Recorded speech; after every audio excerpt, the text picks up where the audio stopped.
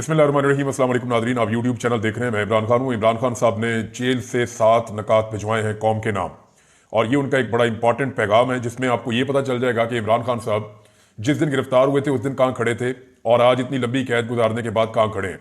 मैंने आपको पिछले वीलॉग में भी बताया था कि जितने भी लीडर गिरफ्तार होते हैं, गिरफ्तार होने के बाद उनके मौक़िफ़ में लचक आती है। उनकी जो पार्टी है वो भी अपनी मौक़िफ़ के अंदर लचक लेकर आती है और वो कोशिश करते हैं पहले हमारा लीडर बाहर आ जाए, उसके बाद फिर बाकी चीज़ें हम देख लेंगे।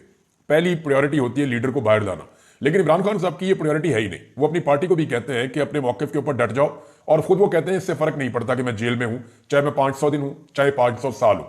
अब यहां जब आप इमरान खान साहब का ये स्टेटमेंट सुनते हैं तो आपको आइडिया हो जाता है कि वो 7 चीजें इमरान खान साहब ने बयान की हैं जिनके ऊपर वो एक कदम भी पीछे हटने के लिए अभी तक तैयार नहीं हुए।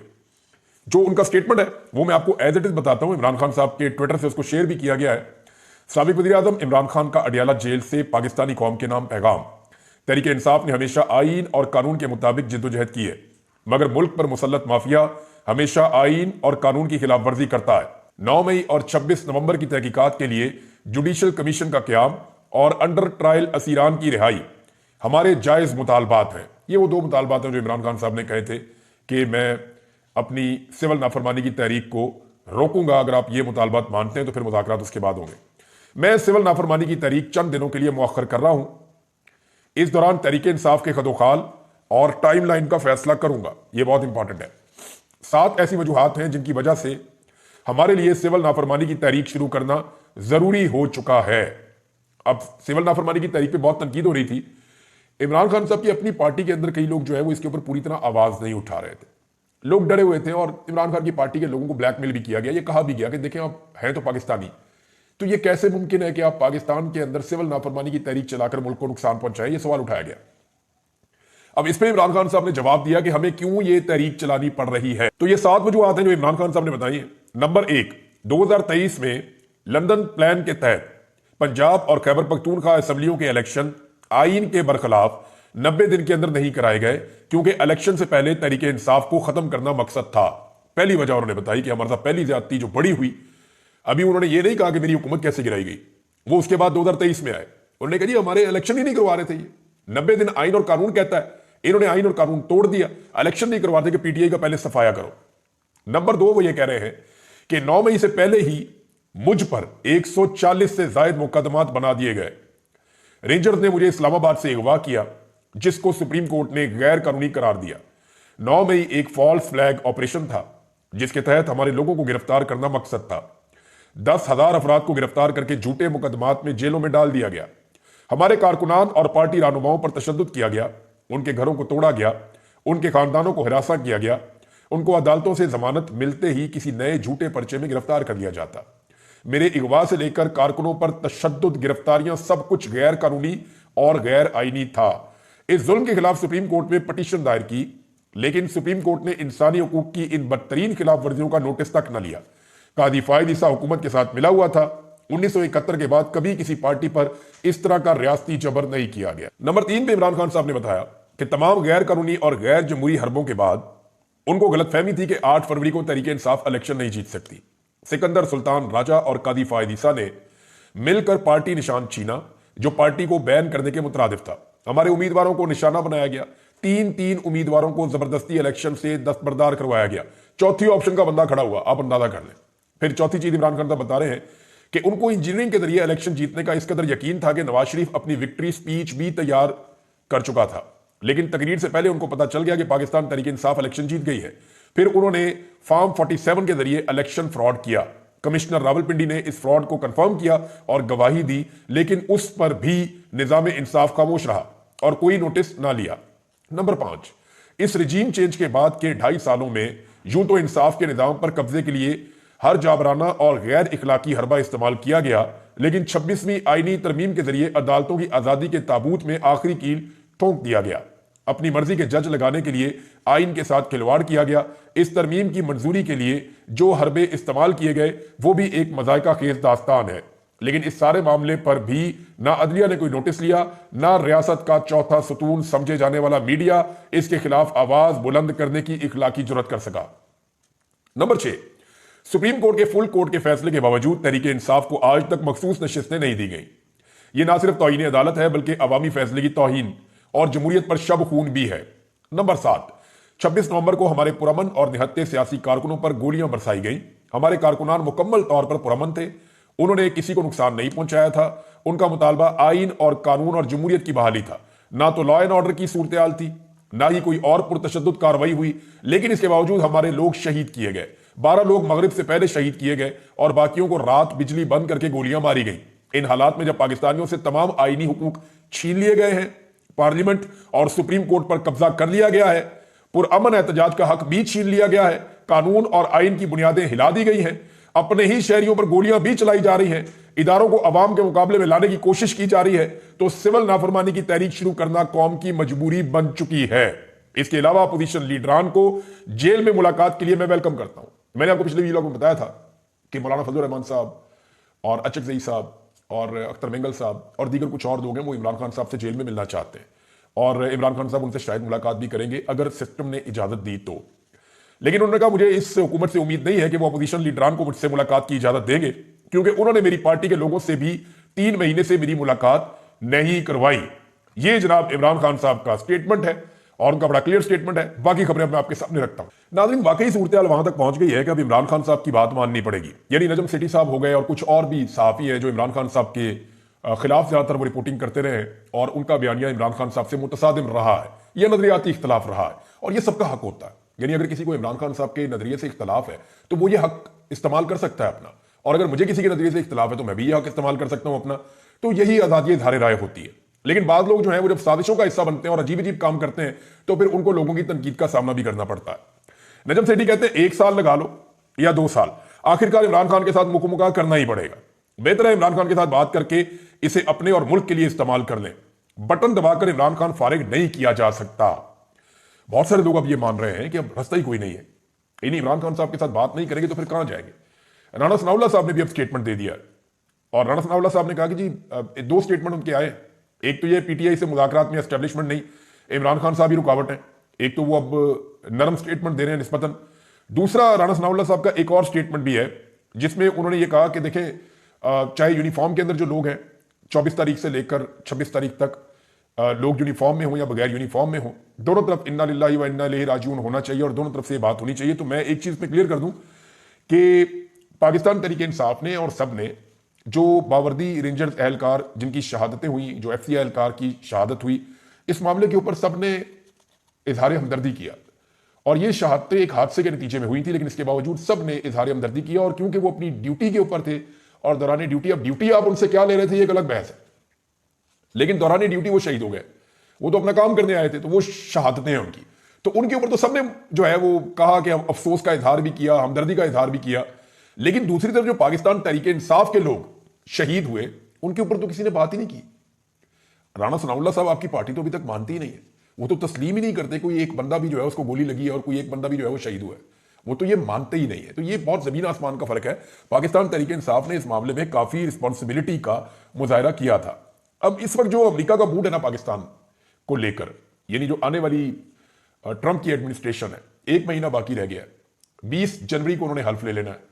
उसके बाद जो अमेरिका का स्याह और सफेद है वो तो डोनाल्ड ट्रंप के पास हो गई, लेकिन दुनिया में एक बहुत बड़ी इंफ्लुएंशियल ताकत है अमेरिका, और पाकिस्तान जैसे मुल्क जो है वो अमेरिका की तरफ देखते हैं अपनी इकोनॉमी के लिए, अपने मामलात के लिए। तो फिर डोनाल्ड ट्रंप के हाथ में चीजें आ जाएंगी। अब डोनाल्ड ट्रंप की जो एडमिनिस्ट्रेशन है, जो उन्होंने अपनी टीम बनाई है, उसके मूड को देखते हुए मौजूदा हुकूमत ने सर जोड़ दिए कि बचना कैसे। यानी इन्होंने पूरी कोशिश की थी, इन्होंने अपने सफीर की ड्यूटी लगाई वहां पे और बहुत सारे लोगों को कहा, बहुत सारे ओवरसीज पाकिस्तानियों से रब्ता किया, बहुत सारे लोगों को बहुत सारा पैसा ऑफर किया, लॉबिंग के लिए पैसा खर्च किया, लेकिन इसके बावजूद कामयाबी हुई नहीं। बजाय इसके कि कामयाबी होती, जो कुछ इन्होंने किया वो उल्टा गले पड़ गया। और जिस तरह वो जियो ने एक खबर लगाई, और जियो को वहां देखा जाता है कि प्रो एस्टेब्लिशमेंट एक चैनल है या प्रो पीडीएम एक चैनल है जिसकी इस वक्त हुकूमत है, तो वो जब ट्रोलिंग कर रहा था ट्रंप की टीम की या ट्रंप की, तो उसको लेकर काफी वहां पे जो है वो गड़बड़ हो गई और वो मामला जो बाद में खुलना था वो अभी खुल गया। अब 1 महीना बाकी है, सारे सर जोड़कर बैठे हैं कि इसमें अब करें क्या। इसमें से हुकूमत को सिर्फ एक चीज मिल सकती है, सिर्फ एक बयानिया मिल सकता है, और वो भी लंगड़ा बयानिया है, यानी वो भी इतना काम नहीं आएगा। एक कमजोर बयानिया ये मिल सकता है, हो सकता है इसे 5 या 10 साल के बाद इनके काम आ जाए, लेकिन कमजोर बयानिया ये जरूर मिल सकता है कि इमरान खान को छुड़ाने के लिए अमेरिकन ने राब्ता किया था। हालांकि इमरान खान को पकड़ने के लिए भी अमेरिकन ने जो कुछ किया था बाकायदा साइफर आ चुका है, और वो अंदर खाते हो रहा था जो भी हो रहा था। यहां अमेरिकन जो बात कर रहे हैं ओपनली कर रहे हैं, सोशल मीडिया पे कर रहे हैं, सारी दुनिया पढ़ दे, कोई फर्क नहीं पड़ता। मामला ह्यूमन राइट्स का, कोई रजीम चेंज नहीं वो पाकिस्तान में करवा रहे। वो पाकिस्तान में कह रहे हैं फ्री एंड फेयर इलेक्शन करवा दो, अगर वो कहेंगे तो मैक्सिमम ये कहेंगे। वो ये कह रहे हैं कि इमरान खान को इंसाफ दे दो, गैर कानूनी तौर पर उसको जेल में रखा हुआ। सारे ओवरसीज पाकिस्तानी ये रोजाना कहते हैं, इनका मुतालबा ही एक है कि फ्री इमरान खान, और वो टॉप ट्रेंड भी कर रहा है तब से लेकर अब तक।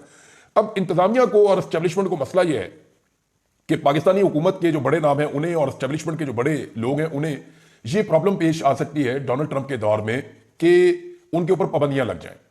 देखिए, पाकिस्तान के ऊपर तो पाबंदियां अमेरिका लगाई ये तो कोई भी नहीं चाहेगा, और ना पाकिस्तान के ऊपर पाबंदियों की कोई हमायत करेगा। इससे अमेरिका के खिलाफ मुखालफत में पाकिस्तान के अंदर इजाफा हो जाएगा, और पाकिस्तान तरीके इंसाफ और पाकिस्तान के जो ओवरसीज हैं वो सारे भी अमेरिकन गवर्नमेंट को ये इन्फ्लुएंस करेंगे कि आप पाकिस्तान पर पाबंदी ना लगाएं। और उन्होंने मुतालबा भी यही किया है कि अगर आपने पाबंदी लगानी है तो जो लोग जुल्म सितम कर रहे हैं, जो लोग इंसानी हकूक की खिलाफ वर्जियां कर रहे हैं, जो लोग जमहूरियत को और आजादी इजहार राय को नुकसान पहुंचा रहे हैं, आप उन पर पाबंदियां लगा दें। और यही उनसे मुतालबात किए जाते हैं ओवरसीज की जानिब से। तो अगर ये पाबंदियां लग जाती हैं तो डोनाल्ड ट्रंप के दौर में बहुत मुमकिन है कि पाकिस्तानी हुकूमत के बहुत सारे लोग और पाकिस्तान की एस्टेब्लिशमेंट के लोग अपने वीज़ों के लिए, अपनी ट्रैवलिंग के लिए, इनके ऊपर ट्रैवलिंग के बैन लग जाएं, इनके ऊपर वीज़ाज के बैन लग जाएं, इनके ऊपर जो है इनके एसेट्स के ऊपर बैन लग जाएं, एसेट्स इनके सीज कर दिए जाएं। तो ये बहुत सारी चीज़ें हो सकती हैं। तो उन लोगों को बहुत प्रॉब्लम हो जाएगा। अब इसके ऊपर सर जोड़कर बैठे हैं कि करें क्या। पीछे रह गया 1 महीना।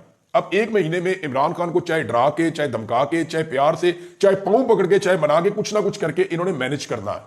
और अगर ये 1 महीना भी गुजर जाता है तो फिर उसके बाद जो कॉन्सिक्वेंसेज हैं वो मेरी अंडरस्टैंडिंग के मुताबिक पाकिस्तान पे नहीं होंगे, वो शख्सियात के ऊपर होंगे।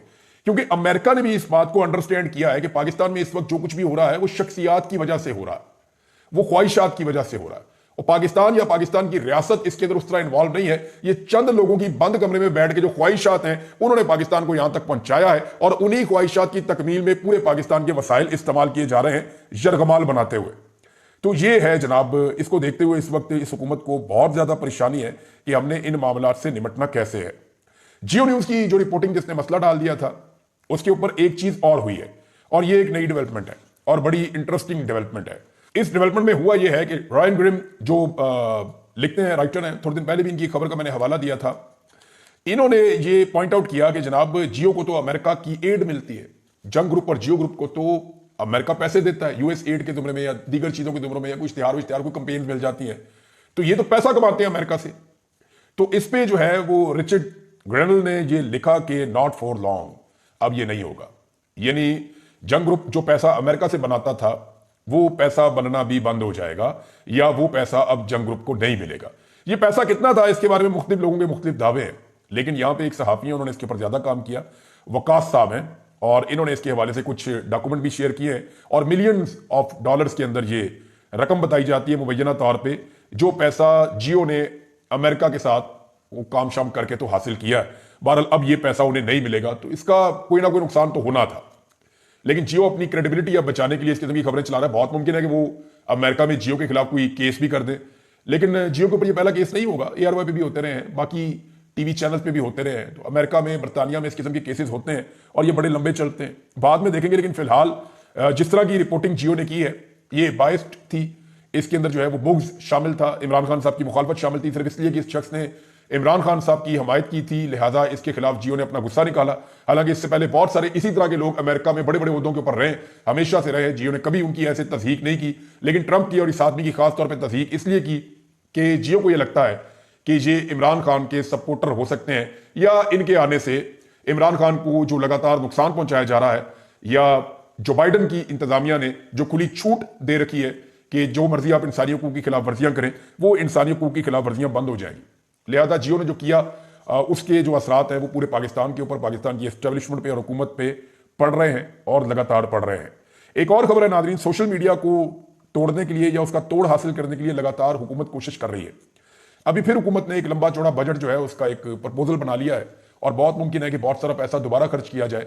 कभी ये फायरवॉल लगा देते हैं, कभी ये कुछ और करते हैं, कभी एक एक्टिविटी, कभी दूसरी एक्टिविटी, कभी तीसरी एक्टिविटी, एक के बाद एक एक्टिविटी करते हैं सोशल मीडिया को कंट्रोल करने के लिए। लेकिन अभी तक ये सोशल मीडिया को कंट्रोल कर नहीं पाए। देखिए, रीजन उसका एक ही है और सादी वजह है कि इनके पास वो सौदा ही नहीं है जो सोशल मीडिया की मार्केट में बिके। वहां लॉजिक के ऊपर आपको बात करनी पड़ेगी, वहां लोगों को आपको कायल करना पड़ेगा। ये नहीं हो सकता कि आप स्याह को सफेद कहेंगे और लोग पैसे लेकर आपको कहेंगे हाँ ये सफेद है। ये नहीं हो सकता। लोग स्याह को स्याह ही कहेंगे। अब स्याह को थोड़ा सा आप ये कह सकते हैं कि ये डार्क ग्रे है, व्हाइट को आप कह सकते हैं कि गौर से देखें इतना ऑफ व्हाइट है। इतना मार्जिन आप क्रिएट कर लेते हैं सोशल मीडिया में, लेकिन आप सफेद को काला और काले को सफेद नहीं कर सकते। दूसरी एक और चीज जो मैंने सोशल मीडिया के बारे में महसूस की है कि ये एक ऐसा फिनोमिना है कि आप इसके सामने जब रुकावट लेकर आते हैं ना, तो ये बजाय रुकावट के सामने रुकने के, ये थोड़ा ऊपर होकर फिर क्रॉस कर जाता है। आप आगे फिर रुकावट लेके आते हैं, ये फिर उसके सामने रुकने के बजाय थोड़ा सा और ऊपर जाके फिर क्रॉस कर जाता है। तो होता यह है कि सोशल मीडिया को जितना आप ताकत के साथ रोकते हैं, ये उतना ऊपर ऊपर ऊपर ऊपर फ्लाई करता है और ये आपसे ताकतवर होता जाता है। तो इसको आप ऐसे ताकत से रोक नहीं सकते। आप इसके सामने लॉजिक लेकर आएंगे, इसको मोल्ड करेंगे, तरीके से आप इसको समझाएंगे, तब जाके बात बनेगी। ऐसे हो नहीं सकता। एक और खबर है नाजरीन, और वो ये है कि सालार काकड़ ने जेल से 2 लाइनों का एक खत लिखा है सिर्फ। सालार काकड़ आप सब जानते हैं, इमरान खान साहब के करीबी साथियों में से एक, बलूचिस्तान से इनका ताल्लुक है। ये और चंद और लोग हैं बलूचिस्तान में पाकिस्तान तहरीक इंसाफ के कोई बहुत ज्यादा नाम तो नहीं है, लेकिन जो लोग हैं वो बड़ी डेडिकेशन के साथ इमरान खान साहब के साथ खड़े हुए हैं। और सालार काकड़ का जो खत है वो सिर्फ 2 लाइनों का है। उसने जेल से लिखा कि 1 and only demand, release Imran Khan, और सिर्फ नीचे अपना नाम लिखा और बताया कि मैं जेल में हूं और 17 तारीख को 12वें महीने की 2024 में मैं ये लिख रहा हूं। अब आप अंदाजा करें कि इमरान खान साहब के लोगों की उनके साथ वाबस्तगी कितनी ज्यादा है। नाज़रीन, इस वीलॉग का वक्त खत्म हो गया है, लेकिन जाते जाते आपको एक चीज और बताऊं कि पूरी कौम को कैदी नंबर 804 के पीछे लगा करना, हुकूमत चुप करके चीजों की कीमतें बढ़ा देती है और 1 या 2 दिन के बाद रोला डाल देती है कि देखें महंगाई कम हो रही है। पाकिस्तान तहरीक इंसाफ बतौर अपोजिशन इस चीज में मुकम्मल तौर पे नाकाम रही है कि वो हुकूमत की खामियां, उनकी नालायकियां, उनकी नाअहली, या वो जो महंगाई में इजाफा करते जा रहे हैं उनकी इकोनॉमिक पॉलिसीज के ऊपर तनकीद कर सके। क्योंकि तहरीक इंसाफ का ज्यादा फोकस इस बात पे रहा है कि वो अपने हुकूक कैसे हासिल करें। यानी उनको इतना तंग किया गया कि वो अपने मामलात में उलझ कर रह गए और वो कोई एक ऐसी टीम नहीं बना सके जो हुकूमत की गलत पॉलिसीज की निशानदेही करती रहे, हुकूमत की नालायकी, नकम्मेपन की और 2-4 और चीजें जो है जो हुकूमत कर रही है कंटिन्यूसली, उनके ऊपर कोई नुक्ताचीनी कर सके। मेरे ख्याल में तहरीक इंसाफ को एक ऐसा ग्रुप तश्कील देना चाहिए जो हकायक को कौम के सामने लेकर आए। अभी बड़ी खामोशी के साथ इन्होंने दोबारा से गैस की कीमतों में इजाफा कर दिया। चुप करके एक स्टेटमेंट देते हैं इमरान खान के खिलाफ कि जनाब उसको हम मिलिट्री कोर्ट में भेजने लगे हैं, और 15 मिनट के बाद जो है वो पेट्रोल की, गैस की या बिजली की कीमत बढ़ा देते हैं। अब लोगों की सारों की तवज्जो इमरान खान की तरफ होती है, ये चुप करके नीचे दाव लगा देते हैं। ये रोजाना का इन्होंने वतीरा बनाया हुआ है और 2 दिन के बाद स्टेटमेंट जारी करते हैं, देखें जी अब मईशत ठीक कर रहे हैं और महंगाई बहुत कम हो गई। पाकिस्तान का हर आदमी इनको झोलियां उठा के बदवाएं देता है कि यार खुदा का खौफ करो, अभी तुमने महंगाई बढ़ाई, अब तुम कह रहे हो कम हो गई। कैसे कम हो गई है? ये महंगाई ऐसे बढ़ाते हैं दाव लगा के, और अपोजिशन इसके अंदर कोई मौसर किरदार बदकिस्मती से अभी तक अदा नहीं कर पा रही। अब तक इतनी, अपना ख्याल रखिएगा, अपने चैनल का भी। अल्लाह हाफ़िज़।